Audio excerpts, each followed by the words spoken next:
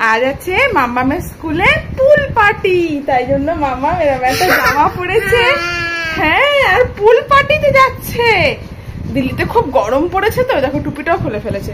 দিল্লিতে খুব গরম পড়েছে তো, ওই জন্য আমরা মাম্মামের স্কুলে পুল পার্টিতে যাচ্ছি। আমি আর মাম্মাম যাবো পুল পার্টিতে। মাম্মাম রেডি হয়ে গেছে। তাকাও তাকাও তাকাও তাকাও, চলো যাই, স্কুলে দেরি হয়ে যাচ্ছে। মাম্মাম স্কুলে ভর্তি হয়ে এখন 2-3 দিন হয়েছে, তো হঠাৎ করে দেখছি কালই মেসেজ এসছে যে মাম্মামের স্কুলে পুল পার্টি হবে। অ্যাকচুয়ালি ও স্কুলের মধ্যে না একটা ছোট্ট সুইমিং পুল বানানো আছে, তো ওটার মধ্যেই জল ধরে রেখে বাচ্চাদেরকে বেলুন, তারপরে বল, খেলনাপাতি এইসব নিয়ে খেলাবে। তো বলেছিল পুল পার্টিতে পরার মতো এরকম কোনো জামা আর কি পরিয়ে দিতে। তো এই জামাটা না ওই মানে একটু ওয়াটারপ্রুফ টাইপের, একটু সিনথেটিক টাইপের আর কি। তো জন্য এই জামাটা পরিয়ে দিয়েছি, আর ওই যে ওকে নিয়ে এবার স্কুলে চলে এসেছি। জানি না পুল পার্টিতে কী করবে, ম্যাডাম তো বলেছে ভিডিও শেয়ার করবে, ভিডিওটা তোমাদের সঙ্গে শেয়ার করব। এই যে পুল অ্যাক্টিভিটি করে বার করে দিয়েছে, জামা কাপড় সব চেঞ্জ করে দিয়েছে। আমার মামা বাড়ি যাবে, চলো চলো। দেখো দেখো দেখো, পুল অ্যাক্টিভিটি ওদের হয়ে গেছে। ম্যাম ভিডিওটাও পাঠিয়েছে, তোমাদের সঙ্গে ভিডিওটা শেয়ার করছি, দাঁড়াও।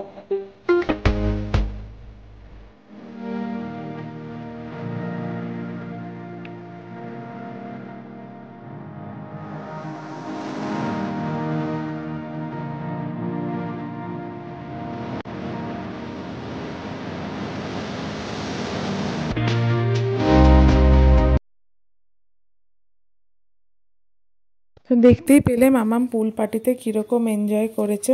তো যাই হোক, সন্ধেবেলাতে আমি আর অর্ণব একটু বেরিয়েছিলাম, মামামকে মায়ের কাছে রেখে বেরিয়েছিলাম। আসলে মায়ের না আর 1-2 দিনের মধ্যেই মায়ের ট্রেন, কলকাতা ফিরে যাবে মা। আর এই আমাদের এই দিল্লিতে না এই ভুজিয়ার দোকানগুলো থেকে এক রকমের ভালো বেশ সুন্দর চিড়ে ভাজা পাওয়া যায়। সেটা ওখানে বাবা ভাই সবাই খেতে খুব পছন্দ করে। তো মা যখনই আসে তখন একটুখানি করে চিড়ে ভাজা আমরা পাঠিয়ে দিই মায়ের সাথে। তো সেটাই কিনতে এসেছিলাম। আর এখানে দেখো কত রকমের ভ্যারাইটির ভুজিয়া আছে, সাথে কত রকমের যে ভ্যারাইটির বেকারি বিস্কুট আছে যে তোমাদের কি বলবো, মানে অনেক রকমের, আমি মানে ধারণাও করতে পারি না এত রকমের ভুজিয়া এখানে পাওয়া যায়। আর সত্যি কথা বলতে গেলে দিল্লিতে এই এরিয়াতে এই দোকানগুলো লিটারেলি ভীষণ ফেমাস। মানে এত রকমের ভুজিয়া পাওয়া যায় যে সন্ধ্যের দিকটা এখানে আসলে না দোকানে মারাত্মক লেভেলের ভিড় হয়ে যায়। গাঠিয়া থেকে শুরু করে সব রকমের চানাচুর, যত রকমের চানাচুর হয় সমস্তটাই পাওয়া যায়। তো এখান থেকে আমরা ওই ভুজিয়া কিনে নিলাম, নিজেদের বাড়ির জন্য কিছুটা ভুজিয়া, গাঠিয়া এই সমস্ত কিনে নিয়েছিলাম। আর এরপরে আমাদের নেক্সট ডেস্টিনেশন ছিল কিছুটা আম কিনবো, আর তারপরে যাব একটা মাটির বোতল কিনতে। তবে হ্যাঁ, দিল্লিতে কিন্তু তুমি আম হিসেবে হিমসাগর পাবে না, ওটা আমাদের পশ্চিমবঙ্গেই পাওয়া যায়। এখানে ল্যাংড়াটা পাওয়া যায়, আর দশেরি বলে একটা আম আছে সেইটা পাওয়া যায়, আর পাওয়া যায় চৌসা বলে একটা আম, আর হচ্ছে আম্রপালি। তো এখানে মোটামুটি এরকমই পাওয়া যায়। ল্যাংড়াটা দেখেছি বেশ ভালো মিষ্টি হয়।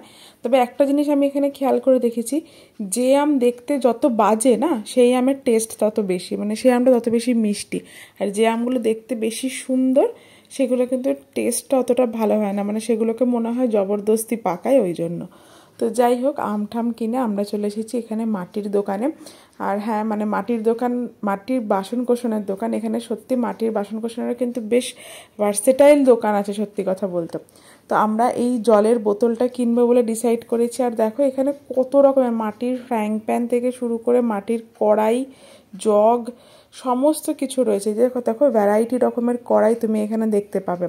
তো ইচ্ছে আছে একটা মাটির কড়াই কেনার, কেননা অর্ণব অনেক দিন ধরে বলছে ও চম্পারন মিট যেটা হয় ওটা তো হাঁড়িতে তৈরি হয়, আর একরকম মানে কড়াই টাইপেরই একটা হাঁড়িতে হয়, তো ওই রকম কেনার ইচ্ছে আছে। তো আমরা একটু ডিসাইড করতে পারছিলাম না যে বোতল নেব নাকি এই যে এখানে মাটির হাঁড়িগুলো যে বানিয়ে রেখেছে আর কি, ঘড়া আর কি, যেটাকে আমরা জ্বালা বলি, ওরকম নেব। তো অর্ণব বলল বোতল নেওয়াটাই বেস্ট হবে, কারণ এত বড় জ্বালাটাকে যদি বসাবো, মাম্মাম যদি কখনো টান দিয়ে দেন তো জ্বালাটা পড়ে মাটিতে ভেঙে যাবে। যদিও জ্বালাগুলোতে দেখো সুন্দর করে কল ফিট করা আছে, মানে একদম এক জ্বালা ভরে নিলে আমাদের জন্য 1-1.5 দিন তো হেসে খেলে চলে যাবে। তো সেসব দিয়ে আমরা ডিসাইড করলাম যে না, আমরা বোতলই নেব, তাহলে বোতলটা অনেকটা সেফ আর কি।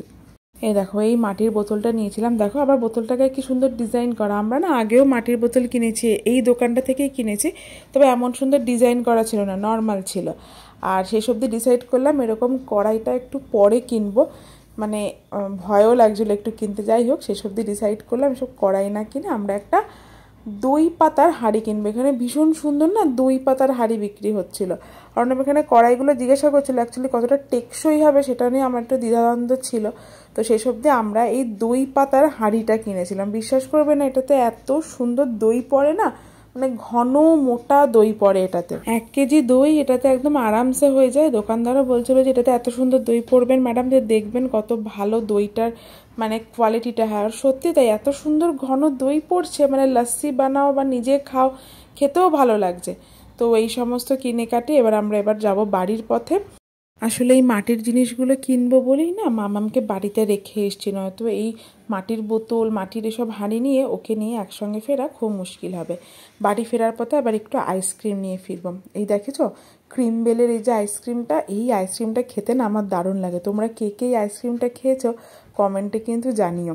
এই যে এরকম 3টে লেয়ারের থাকে, ওই দেখো মামামকে দেখো ও মানে হাত বাড়াচ্ছে খাবে বলে। আসলে এরকম সুন্দর কালারফুল তো, আর এত দারুণ ক্যান্ডি টাইপের খেতে হয়। মাকে খাইয়েছি, মা তো খেয়ে বলছে এটা দারুণ খেতে লাগছে। যাই হোক আইসক্রিম টাইসক্রিম খেয়ে এবার শুরু করেছি রাতের ডিনারের প্রিপারেশন। মা যেহেতু চলে যাবে তাই ভাবলাম আজকে একটুখানি স্পেশাল ডিনার বানাই, তাই একটু ওই ফ্রাইড রাইস আর চিকেন কষা বানিয়েছি। এমন কিছুই স্পেশাল না, নর্মাল যেটা খাই সেটাকে একটু ভালো করে বানানো আর কি। চলো তাহলে আজকের ভিডিওটা এখানেই শেষ করছি, দেখা হবে কাল আর একটি নতুন ভিডিওতে। সবাই ভালো থেকো, সুস্থ থেকো, সকলকে অনেক অনেক ভালো রেখো। আসতে হবে, আসি, দেখা হচ্ছে কাল। টাটা সকলকে।